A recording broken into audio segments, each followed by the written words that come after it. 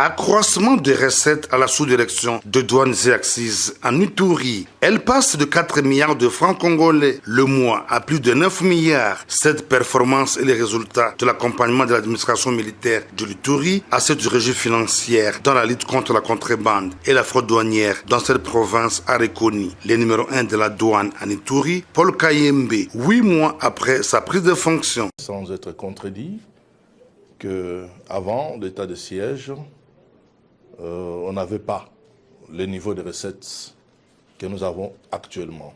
De tous les bureaux qui composent la sous-direction de l'Ituri, on pouvait réaliser mensuellement à peine 4 milliards à 5 milliards de francs donc le mois.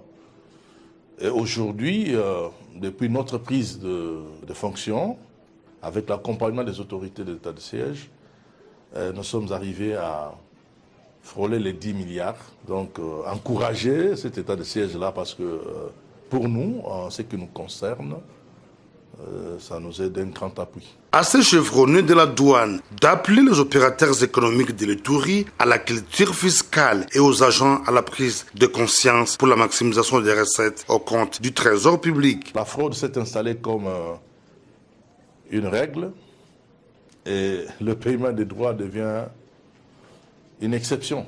Donc nous vivons dans une circonstance où la culture fiscale est la plus moindre possible et que nous nous battons pour que nous puissions relever le niveau de cette culture-là. L'Ituri étant une province où la fraude bat son plein, la directrice générale de la DGDA, Jeanne Kawanda, a dernièrement révoqué 3 agents de cette régie financière affectés au poste douanier d'Ombaï en territoire d'Aru pour détournement de deniers publics, une façon pour elle d'appliquer à la lettre la tolérance zéro prônée par le président de la République, Félix Antoine Tshisekedi Tshilombo, au sein des services publics de l'État. L'amélioration du traitement du personnel de la DGDA reste son cheval de bataille.